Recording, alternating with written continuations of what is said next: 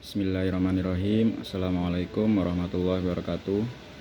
Perkenalkan, nama saya Muhammad Rofiki. Saya dari Prodi PAI kelas A5, dan saya akan mempresentasikan makalah saya yang berjudul Pancasila dalam Lintasan Sejarah Lahirnya Semangat Nasionalisme BPUPKI dan PPKI.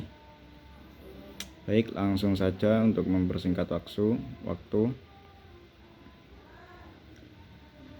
Sejarah Pancasila dalam lintasan sejarah itu sebagai falsafah negara, tentu Pancasila ada yang merumuskannya.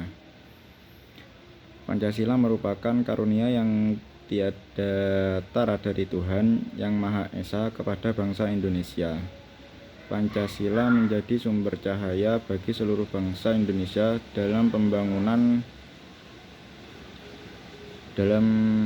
membangun peradaban bangsa di masa selanjutnya. Dalam membangun bangsa, Pancasila merupakan sumber energi sebagai kekuatan dan sekaligus sebagai pedoman dalam memperjuangkan kemerdekaan, menjadi alat pemersatu, membangun kerukunan bangsa, dan sebagai pandangan hidup sehari-hari bagi bangsa Indonesia sebagai dasar ideologi dan falsafah bangsa. Pancasila selalu diuji ketuhanannya dalam kehidupan bermasyarakat, berbangsa, dan bernegara yang multikultural seperti Indonesia. Sejak disahkannya sebagai azas dan landasan negara, mulai dari zaman awal kemerdekaan, zaman Orde Lama, Orde Baru, dan bahkan sampai dewasa ini, Pancasila selalu menarik untuk dibicarakan. Ini berarti bahwa semakin penting sebuah peristiwa, maka semakin tinggi nilai simboliknya, sehingga semakin terbuka dan semakin menarik untuk diperdebatkan dalam kehidupan berbangsa dan bernegara. Sebagai dasar falsafah negara, Pancasila kembali diuji ketahanannya dalam era reformasi dewasa ini, terutama Pancasila Pilkada serentak tahun 2017 ini. Dalam kontestasi Pilkada serentak tanggal 15 Februari 2017, pelaksanaan pemilu yang seharusnya diwujudkan berdasarkan demokrasi konstitusional, namun yang terjadi kemudian adalah demokrasi identitas, politisasi agama, etnis, ekonomi, dan sebagainya. Akibatnya, persatuan dan kesatuan yang telah cukup lama dirajut oleh komponen bangsa ini akhirnya mengalami sebuah distorsi yang sangat mengkhawatirkan. Pancasila yang telah disepakati sebagai jati diri bangsa seakan-akan kembali dipersoalkan. Yang kedua, peran tokoh perumus Pancasila dalam sidang BPUPKI dan PPKI. Yang pertama, sidang BPUPKI. Setelah sekian lama bercokol posisi, Jepang mulai terdesak dalam peperangan Asia Timur Raya. Jepang pun menjanjikan bahwa akan memerdekakan Indonesia suatu hari nanti. Realisasi janji tersebut ditandai dengan dibentuknya Dokuritu Zubitosa Kei pada tanggal 29 April 1945. Sebagai tindak lanjut dari janji tersebut, maka Panglima Tentara Jepang di Jawa pada tanggal 1 Maret 1945 menjanjikan pembentukan Badan Penyelidik Usaha Persiapan Kemerdekaan yang disebut BPUPK. Ketika Jepang terdesak oleh serangan tentara sekutu yang dipimpin oleh Amerika Serikat, pemerintah Jepang di Jawa mengumumkan pembentukan Badan Penyelidik Usaha Persiapan Kemerdekaan Indonesia. BPUPKI dibentuk oleh pemerintah menjajah Jepang di Indonesia pada 29 April 1945. BPUPKI dibentuk bertepatan dengan hari ulang tahun Temohika Tenyosetu. BPUPKI bagi era pemimpin perjuangan yang duduk di dalamnya diarahkan untuk kepentingan kehidupan bangsa. Badan ini mempunyai tugas untuk mempelajari dan menyelidiki hal-hal penting yang berkenan dengan segi-segi politik ekonomi dan tata pemerintahan yang dibutuhkan dalam rangka pembentukan negara Indonesia merdeka. Pembentukan BPUPKI merupakan langkah konkret pertama bagi terpenuhinya janji Koiso tentang kemerdekaan Indonesia kelak di kemudian hari. Pembentukan BPUPKI pada tanggal 29 April 1945 tidak terlepas dari usaha Jepang untuk merealisasikan janjinya itu. Tanggal 28 Mei 1945 badan ini diketuai oleh Dr. Rajiman Wedayoningrat yang didampingi oleh 2 orang ketua muda wakil ketua, yaitu Raden Panji Suroso dan Ichibangase, orang Jepang. BPUPKI dilantik oleh Letjen Komunichi Harada, Panglima Tentara ke-16 Jepang di Jakarta pada 28 Mei 1945. Adapun jumlah anggota BPUPKI yang dilantik pada waktu itu dalam 60 orang. 60 orang anggota tersebut belum termasuk ketua dan ketua muda. Adapun keanggotannya dibagi menjadi 5 golongan. Golongan pergerakan Islam, birokrat, kepala jawatan, wakil kerajaan, koti, pangerah praja, presiden atau wakil presiden, bupati, wali kota, peranakan Tionghoa, Arab, dan Belanda. Apabila dipandang dari aspek legitimasi secara sederhana, keseluruhan anggota BPUPKI dan dapat dikatakan mewakili masyarakat atau penduduk Indonesia ketika itu, sebagaimana disinggung di atas bahwa BPUPKI adalah badan yang akan mempersiapkan dan merumuskan segala hal yang mendasar bagi berdirinya suatu negara dan bangsa merdeka. Dan yang sidang PPKI memang tidak secara eksplisit membahas atau merumuskan ideologi negara dari nol, karena hal itu sudah lebih dahulu dilakukan oleh BPUPKI, Badan Penyelidik Usaha Persiapan Kemerdekaan Indonesia. Namun, sidang PPKI memiliki peran penting dalam pengesahan ideologi negara, yaitu Pancasila sebagai dasar negara Indonesia. Peran sidang PPKI terhadap pembentukan ideologi negara Pancasila. Yang pertama, 1. Mengesahkan Pancasila sebagai dasar negara pada sidang PPKI tanggal 18 Agustus 1945. PPKI mengesahkan Undang-Undang Dasar 1945. Di dalam pembukaan UUD 1945 termuat 5 sila Pancasila sebagai dasar negara: ketuhanan yang Maha Esa, kemanusiaan yang adil dan beradab, persatuan Indonesia, kerakyatan yang dipimpin oleh hikmat kebijaksanaan dalam permusyawaratan perwakilan, keadilan sosial bagi seluruh rakyat Indonesia. Yang kedua, menyesuaikan rumusan Pancasila, Piagam Jakarta. Sebelum 18 Agustus, dasar negara dirumuskan oleh BPUPKI melalui Piagam Jakarta tanggal 22 Juni 1945. Rumusan sila pertama dalam Piagam Jakarta adalah ketuhanan dengan kewajiban menjalankan syariat Islam bagi pemeluk-pemeluknya.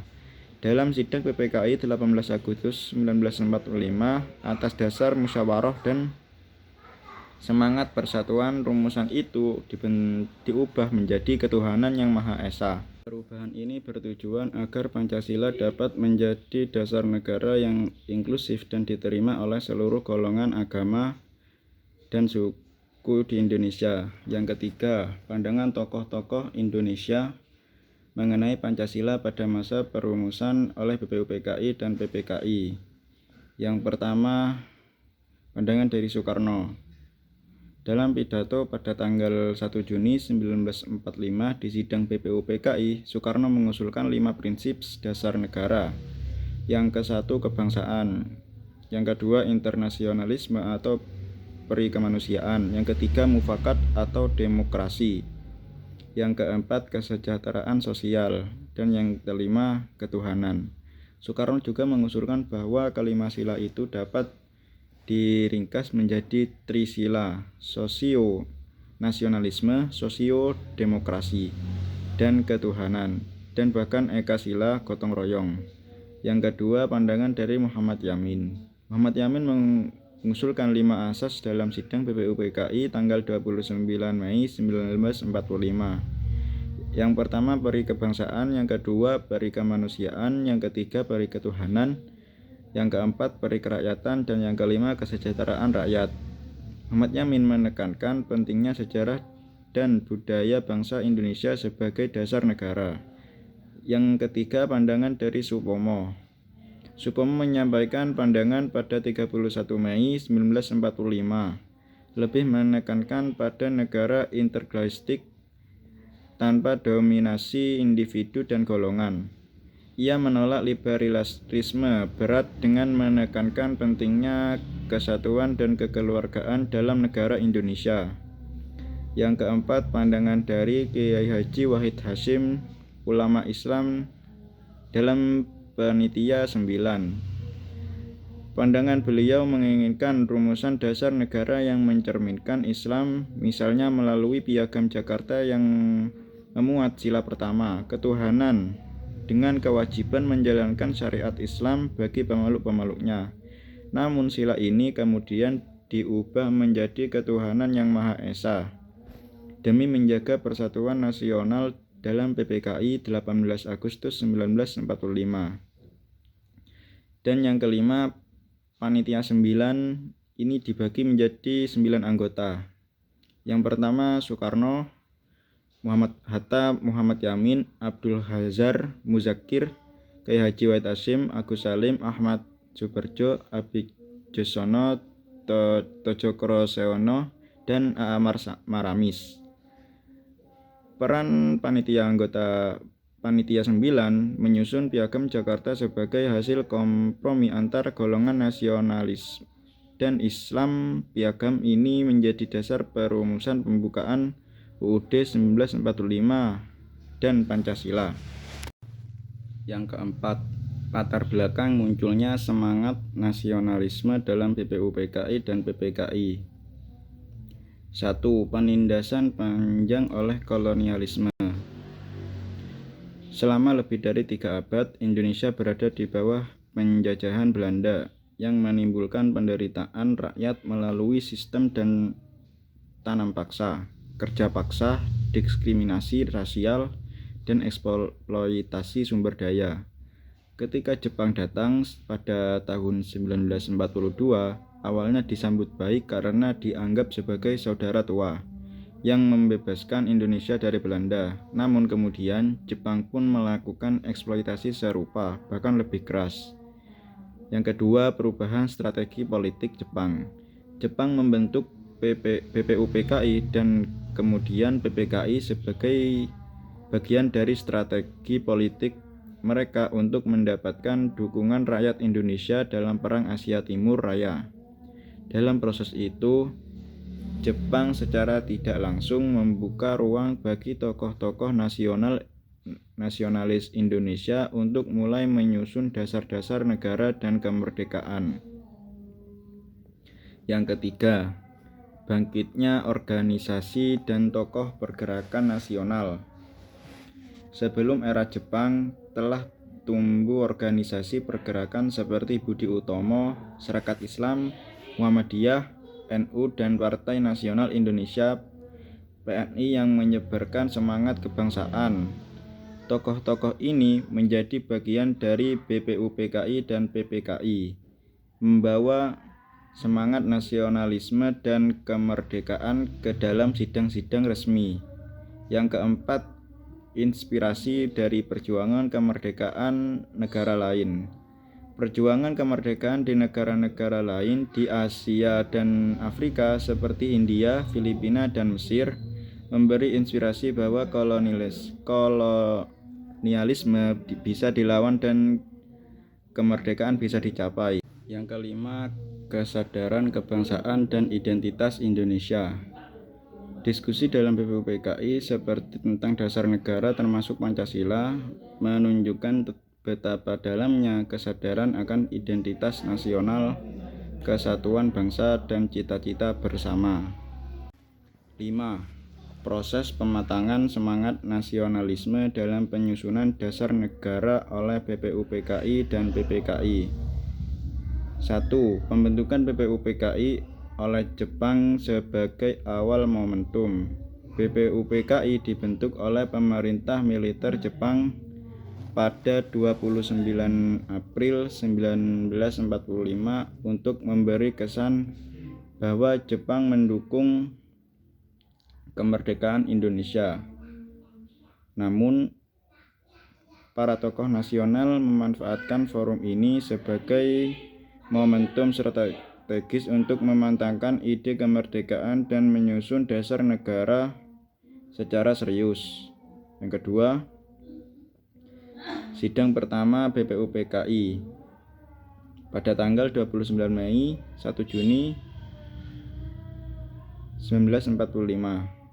Perdebatan dasar negara, tiga tokoh utama mengemukakan gagasan mereka. Yang pertama, Muhammad Yamin pada tanggal 29 Mei menyebut 5 asas dasar negara secara historis dan budaya. Yang kedua, Supomo 31 Mei menekankan negara integralistik dan persatuan bangsa. Yang ketiga, Soekarno 1 Juni menyampaikan pidato yang kemudian dikenal sebagai lahirnya Pancasila. Yang ketiga, pembentukan Panitia 9 dan rumusan Piagam Jakarta. Panitia 9 dibentuk untuk menyatukan berbagai pandangan mengenai dasar negara. Hasilnya adalah Piagam Jakarta pada tanggal 22 Juni 1945 yang memuat 5 sila sebagai dasar negara dan awal bentuk konstitusi. Yang keempat, sidang kedua BPUPKI pada tanggal 10 sampai 17 Juli 1945. Finalisasi Undang-Undang Dasar. Dalam sidang ini dilakukan pembahasan intensif mengenai bentuk negara, kesatuan vs federal, sistem pemerintahan presidensial vs parlementer, isi UUD dan pembukaan, dan yang kelima PPKI dan penyesuaian demi persatuan nasional.